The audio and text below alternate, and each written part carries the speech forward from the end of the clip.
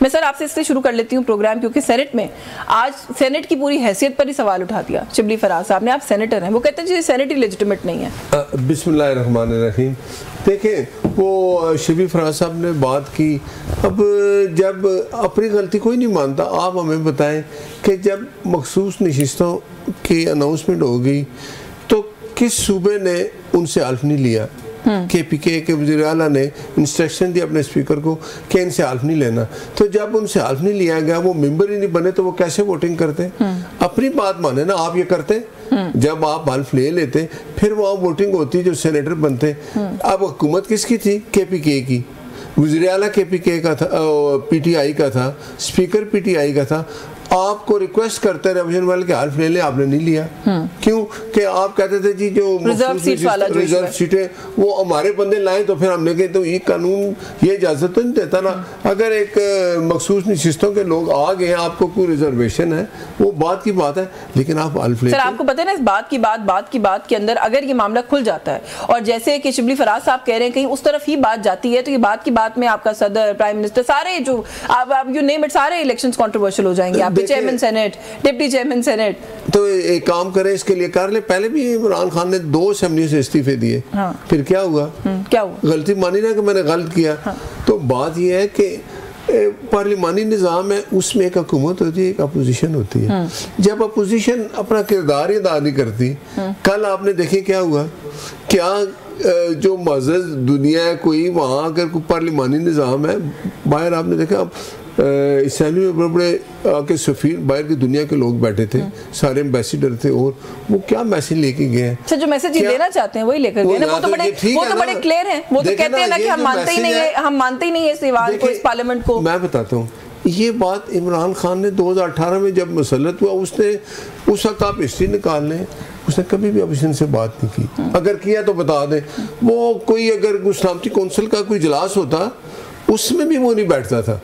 اب اگر یہ رویہ اس کا ہے، یہ کون سا جمہوری طریقہ ہے؟ آپ مجھے بتائیں کسی دنیا میں جمہوریت میں احتجاج تو ہوتا ہے نا. احتجاج جمہوری احتجاج ہی کیا انہوں نے. اچھا یہ احتجاج اس طرح ہوتا ہے. چلے زیادہ کم پہ بحث کر لیتے ہیں. احتجاج کریں، آپ بات سنیں، جو پریزیڈنٹ بات کر رہے ہیں آپ سن کے اس بات کا جواب دیں. پارلیمنٹ کے اندر یہ میسج جاتا ہے. شور ڈالنا کچھ کیا ملا ان کو؟ وہ تو تقریر کر کے چلے گئے. کل آپ بھی بڑے مصروف تھے ویسے سیشن کے دوران، پتہ چلا ہے ہمیں. مجھے بتائیں کہ وہ جو بات کر رہے ہیں سینیٹر صاحب کے، وہاں پر فورن ڈپلومیٹس بھی بیٹھے ہوئے تھے، کچھ سفراء تھے دوسرے ممالک کے. وہ کہتے ہیں کیا میسج لے کر گئے؟ ہم کیوں دنیا کو اپنا یہ امیج دکھاتے ہیں جس سے یہ ثابت ہو کہ ہم ڈیموکریسی یا سسٹمز یا انسٹیٹیوشنز پر بلیو نہیں کرتے، ہم ڈسرپشن چاہتے ہیں سسٹمز کی.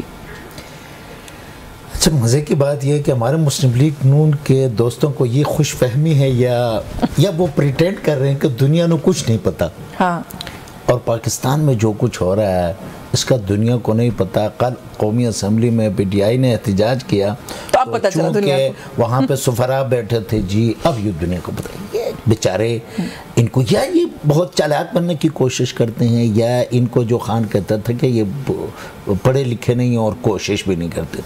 تو ان کے ذہن میں یہ ہے کہ ابھی تک پاکستان میں جو آئین کے ساتھ کھلواڑ ہوا، جو ہماری جوڈیشری تباہ کی گئی، اور جو انکمپلیٹ پارلیمنٹ کو لے کر یہاں پہ قانون سازی ہو رہی ہے، کیا دنیا کو یہ چیز نہیں پتا؟ اچھا سر، ایک تو یہ اینگل ہے نا جو آپ لے رہے ہیں، دوسرا ایک اور بھی اینگل ہے نا کہ کیا جو دنیا کے لوگ وہاں بیٹھے ہوئے تھے ہم سیولائزڈ لگے ان کے سامنے؟ یہ بھی ایک ایسپیکٹ ہے. ذرا چھوڑے اس بات کو کہ ان کو پتا ہے ملک میں کیا ہو رہا ہے کیا نہیں ہو رہا. ایک سیولائزڈ بیہیویئر بھی ہوتا ہے نا لگنے کے لیے. نا دیکھیں سیولائز اس طریقے سے کوئی ایک دن اسمبلی میں کیسا بیٹھا کیسا اٹھا، اس سے نہ کوئی سیولائز ہو جاتا ہے نہ کوئی ان سیولائز ہو جاتا. جب وہ کسی قوم کو سیولائز یا ان سیولائز ڈکلیئر کرنے کے لیے کوئی بندہ دیکھتا ہے تو وہ یہ دیکھتا ہے کہ ان کی پولیٹیکل ہسٹری کیا ہے، ان کی کانسٹیٹیوشنل ہسٹری کیا ہے، یہ بیہیو کس طرح کرتے ہیں، ان کے ہاں الیکشنز کیسے کنڈکٹ ہوتے ہیں، اور ان الیکشن کے ریزلٹس کیا ہوتے ہیں. اب جس ایوان کے بارے میں، جس ملک کے آئین کے بارے میں پوری دنیا میں ڈاکومنٹریز بن گئی ہیں، پوری انٹرنیشنل میڈیا اس چیز کو کور کرتی آئی ہے کہ یہاں پہ 17 سیٹوں والی جماعت کو لا کر بٹھایا گیا ہے، اس کو گورنمنٹ دی گئی. تو کیا آپ یہ کہہ رہے ہیں کہ آپ کے احتجاج سے کسی کو کچھ نہیں پتہ لگتا؟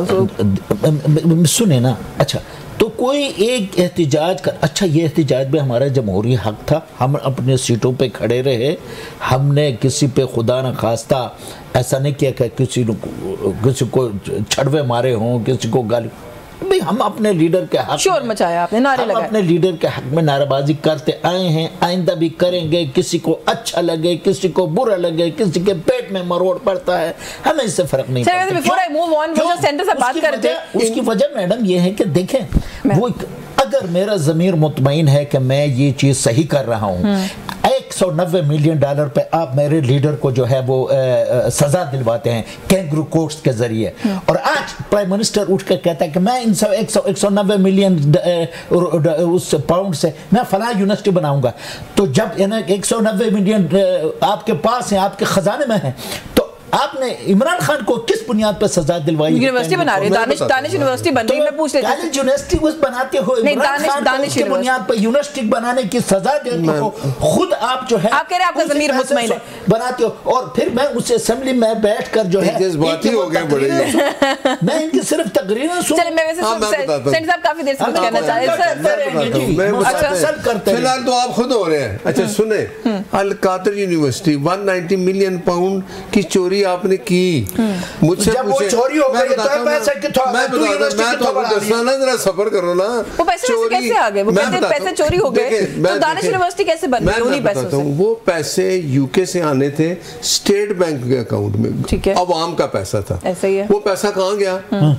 ملک ریاض کے اس اکاؤنٹ میں جو اس نے جرمانہ دینا تھا. کیوں بھائی آپ مجھے بتائیں, کوئی جواب ہے؟ وہ عمران خان کے اکاؤنٹ میں گیا کہ نہیں گیا یہ بتاؤ. نہیں گیا, وہ کہہ رہے ہیں آپ نے بینیفٹ دیا نا. عمران خان کے اکاؤنٹ میں نہیں گیا. نہیں لطیف صاحب ان کا پوائنٹ یہ, وہ کہتے ہیں کسی اور کے اکاؤنٹ میں. پڑھا ان کو, میں وہی کہتا ہوں, مجھے آپ بتائیں کہ پیسہ آیا کہ اسٹیٹ بینک میں جمع ہونا ہے, گورنمنٹ برطانیہ نے بھیجا ہے, وہ پیسہ کدھر گیا ان سے پوچھیں. وہ پیسہ انہوں نے ملک ریاض کا جو جرمانہ ہے وہاں جمع کرایا. لطیف صاحب وہ عمران خان صاحب کے اکاؤنٹ میں نہیں گیا کدھر ہے, اور وہ پیسہ کہاں گیا وہ کہہ رہے ہیں. What is this? اچھا جی نہیں ویسے سینیٹر صاحب کا پوائنٹ ویلڈ ہے, سینیٹر صاحب کا پوائنٹ ویلڈ ہے. وہ یہ کہہ رہے ہیں کہ وہ جو پیسے ہیں وہ عمران خان, آپ کہہ رہے ہیں عمران خان ان کے اکاؤنٹ میں نہیں گئے, لیکن کسی کو تو بینیفٹ ہوا نا, اس شخص کو جس کو بینیفٹ نہیں ہونا وہ بتا رہے ہیں.